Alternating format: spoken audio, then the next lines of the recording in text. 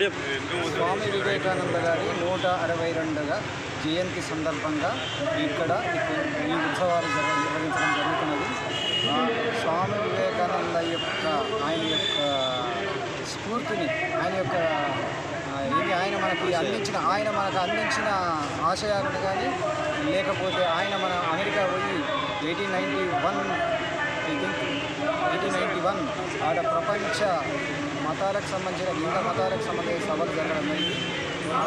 ఆ సందర్భంగా ఆయనకు మాట్లాడడానికే ఫస్ట్ టైం దొరకలేదు.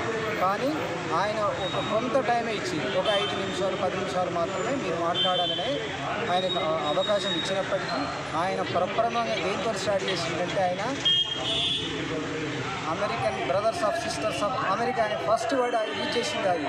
ఆ వర్డ్ యూజ్ చేయడంతో అక్కడ మంచి స్పందన వచ్చి ఈయన ఉన్న విజ్ఞానం కానీ, భారతీయ సంస్కృతి కానీ, భారతీయ సాంప్రదాయం కానీ, భారతీయ విలువల గురించి కానీ ఆయన చెప్పడం వల్ల మన యొక్క భారతదేశం యొక్క ప్రాముఖ్యత కానీ, ఇక్కడ యొక్క ప్రజల యొక్క ఔన్నత్యం కానీ, ఇక్కడ జీవన విధానం కానీ అక్కడ తెలపడం కదా. అంటే ప్రపంచంలో ఇంత గొప్ప దేశం, ఇంత మంచి సాంప్రదాయాలు, ఇంత మంచి అలవాట్లు కానీ, లేకపోతే ప్రపంచ శాంతి కానీ, ప్రపంచం యొక్క కొన్ని ఆదర్శాలను అందించే దేశం గుర్తించడం జరిగింది.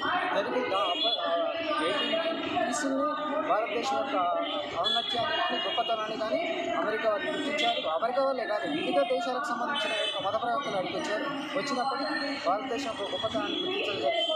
కాబట్టి ఆయన్ని ఆదర్శంగా తీసుకొని మనం కూడా ముందు కూడా ఒక మంచి సాంప్రదాయం కానీ, మంచి విలువలు కానీ మన యువతకు, ముఖ్యంగా యువతకు అందించినట్లయితే యువత కూడా కొన్ని చెడలవాట్లు కానీ, లేకపోతే మత్తు కానీ అట్లాంటి కాకుండా ఒక నైతిక విలువలతో మంచి విలువలతో ఉన్నట్లయితే దేశం కూడా పురోభివృద్ధి చెందుతుంది. కాబట్టి అందరూ కూడా అలా ఉండాలని ఆశిస్తున్నాను.